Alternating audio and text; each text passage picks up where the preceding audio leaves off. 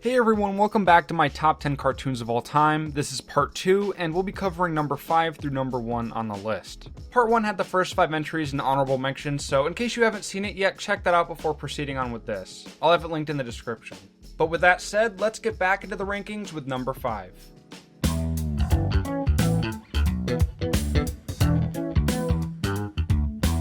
Samurai Jack is probably the most cinematic animated show I've ever seen. You can feel the serenity of the nature, the somber thoughts in Jack's mind, and the brutality of the action. The scenic visuals of Samurai Jack suit it perfectly, allowing you to immerse yourself in this atmospheric world. As a character, Jack has a lot of depth, but he doesn't display it very often, so it was always cool to see other interesting and charismatic characters show up throughout the series, like the Scotsman. I do not think there is any need to— Listen, you boony blithering numpty! The only way for you to get across this bridge is to beat me in combat!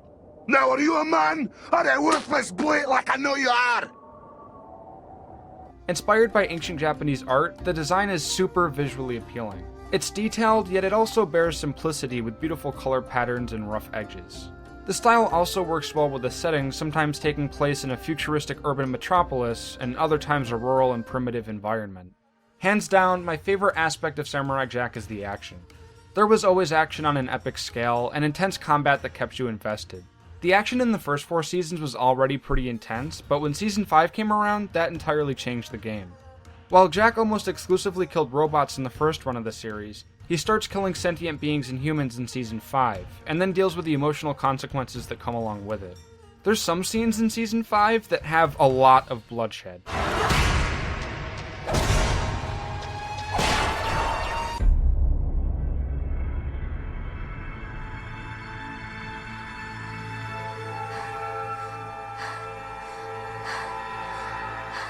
For me, Samurai Jack's finale wasn't entirely satisfying, and it was a little disappointing, but besides the very end, I'm glad it was able to come back and wrap up the story in an epic way. It's an animation masterpiece, and while a lot of it can be depressing and somber, the heightened visual storytelling and art design make it worth watching.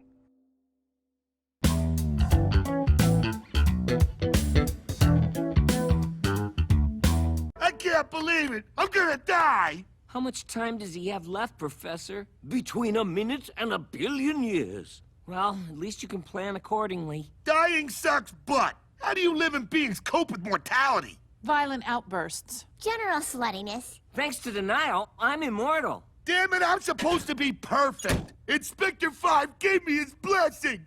There's not a lot of words to describe how I feel about Futurama, in a good way of course. Even though it takes place on Earth, it's 1,000 years in the future, and it's full of aliens, spaceships, and physically resembles little of the world we know. Fry is sent into this new age and has to carry on in this unfamiliar territory knowing that his family's dead. And it's not necessarily like Samurai Jack where he can just defeat a monster and take a portal back to where he belongs. You know, Fry always has these thoughts running in the back of his head, but as the series progresses, you start to realize that from some of the relationships he's built in the future, he might prefer living there instead. It's crazy how Futurama is in such a surreal setting, but it also feels super grounded and relatable. The show is by no means a constant emotional roller coaster, but there's some subtlety and implications that you're left to think with. I'm not a very emotional person at all, but Futurama has successfully been one of the only pieces of media to make me teary-eyed. Let's just say watching Jurassic Park, The Luck of the Fryrish, and Game of Thrones back-to-back isn't a great idea. Sad stuff aside though, Futurama is also very funny. The comedy is more low-key, and it's not a lot of offensive and shock humor like what you'll find in South Park. It was all my fault. He died because of me. No. I'm lying to make her feel better. There's so many great characters that lend themselves to the comedy too, like Bender, Dr. Zoidberg, and Zapp Brannigan. Also, quick shout out to Billy West because his vocal talent pretty much anchored the entire show. The art style is obviously super similar to that of Matt Groening's other cartoons like The Simpsons, but Futurama is more colorful and often does a good job of blending CGI elements with the 2D animation. The show had 2 runs, the first from 1999 to 2003, and the second from 2008 to 2013. And while I think Futurama in its entirety is great, I generally prefer the original run over the Comedy Central revival. There's still a good amount of people who want the show to come back again, and there's definitely more potential and stories to tell. But at this point, they've already had like 5 finale episodes, and all 7 seasons are still enjoyable today. Regardless, Futurama always satisfies my need for intelligent humor and emotional narratives, and that's why I love it so much.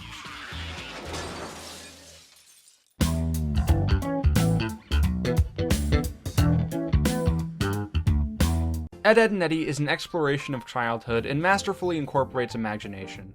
With cardboard, tape, and a bunch of scraps at their disposal, the Eds made the most of what they had, albeit sometimes for the wrong reasons. If you really think about it, Eddy was primarily the person responsible for the scamming since Double D was always feeling guilty as an accomplice and Ed was, well, Ed. But even with Eddy as a bit of an anti-hero that seemingly lacked compassion and a moral compass, his character still had a considerable amount of substance, and we're especially shown this at the end of the finale, Ed, Edd and Eddy's Big Picture Show. I made it all up, Double D. Everything about my brother was a lie. I just made things up so people would like me, think I was cool. But boy, was I wrong. Scam my brother, this. When am I gonna learn, Double D? I think you just have, Eddy. If I had one adjective to describe Ed, Edd and Eddy, it would be that it's unique. Everything from the squiggle vision animation to the prominent jazz music and heavy use of sound effects, they were all distinct artistic choices that stood out from other cartoons at the time. Another thing I love is that they pay attention to detail and put focus on the little things. I'm a big fan of the design, and it truly looks unlike any other cartoon I've seen. I love the choice of colors that they use, and at first these characters look really odd, but after getting used to the show they start to feel and look more normal. Also, I really like the artwork they did for the title cards. The animation is super dynamic, which fuels the comedy, and I think the show perfectly walks the line between weird and gross. I don't know if you guys assumed this as well, but the squiggle effect that I've been applying to my recent videos was in part inspired by this cartoon. Aside from the Eds, the rest of the kids in the cul-de-sac are cool, and although some of them are heavily based on stereotypes like Kevin and Rolf, they still remain interesting and funny. The setting is pretty contained, mostly taking place either in the cul-de-sac or its surrounding areas, but it doesn't let its limited environment serve as a detriment because I'd argue that the scale of this show can sometimes feel larger than other cartoons with more locations. As a kid, Ed, Edd and Eddy's imagination and fun made me want to incorporate it into my own life. Sometimes I'd try to emulate all of their elaborate schemes and creations, but I usually wasn't successful because one thing I had that they didn't was parental supervision. This show is super nostalgic for me, but fond childhood memories aside, it's still an absolutely fantastic cartoon. Its unique art design, comedic sound effects, and creative storytelling definitely make Ed, Edd and Eddy one for the books.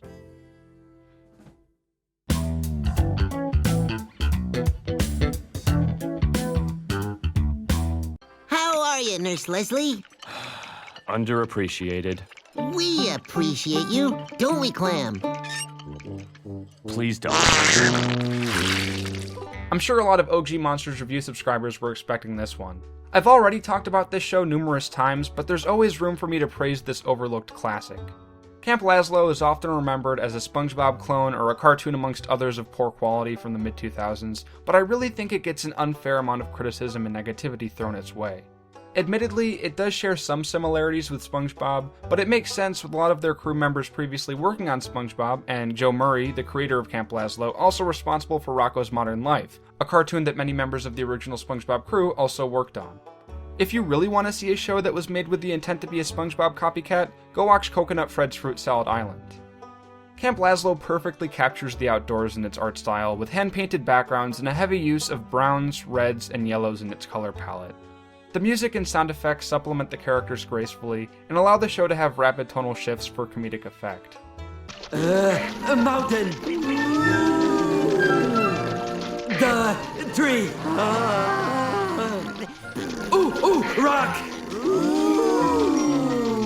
If you listen closely, you can hear the rock growing. I hear it. I really think I hear it. There's also a high frequency of iconic visual gags and loads of expressions the characters have. They all play off of each other skillfully, and Camp Lazlo spends time developing minor characters as well, like Slinkman and Samson, who would merely be off to the side in other cartoons. There's such an innocence to Camp Lazlo, and even the jerks, Edward and Scoutmaster Lumpus, still have likable qualities to them. Edward is especially a great foil to Lazlo's outgoing and optimistic personality. I do find it odd that a show about the outdoors and camping appeals to me so much when I don't like doing that stuff at all, but it's clearly managed to remain one of my favorite cartoons of all time. I know that there's not too many outlets where you can watch this, with the only official DVD release of the show being from Australia, but if you ever get the opportunity to watch Camp Lazlo, give it a chance and you won't be disappointed. And Lazlo was his name.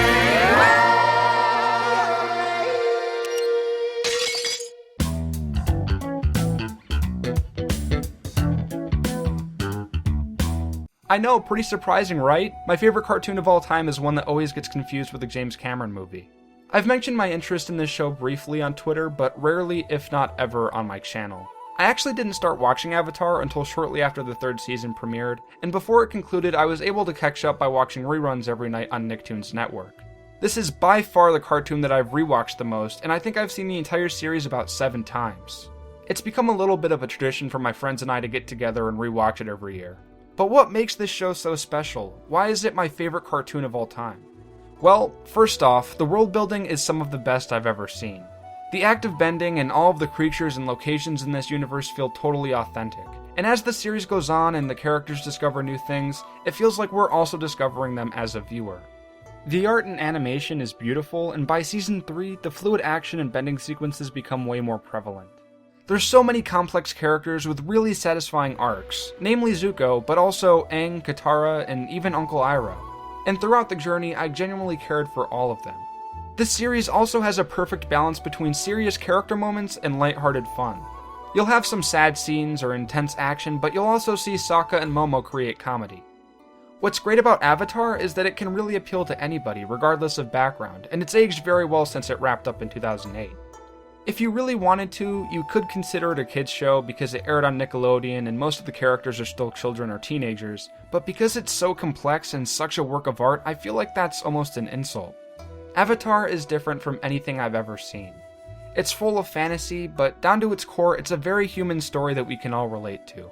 There's so much information that we can take from the show and apply to our own lives, like being able to learn from your wrongdoings, embracing your weaknesses, and fulfilling your destiny. I know my own destiny, Uncle. Is it your own destiny? Or is it a destiny someone else has tried to force on you? I tried watching The Legend of Korra, but stopped after the 1st season because after witnessing Aang's journey, my expectations were so unrealistically high that ultimately this sequel didn't live up to the same feelings I got from the original. But you need to see Avatar: The Last Airbender if you haven't, because this cartoon was so instrumental to who I am as a person that maybe it'll have the same effect on you. I believe Aang can save the world.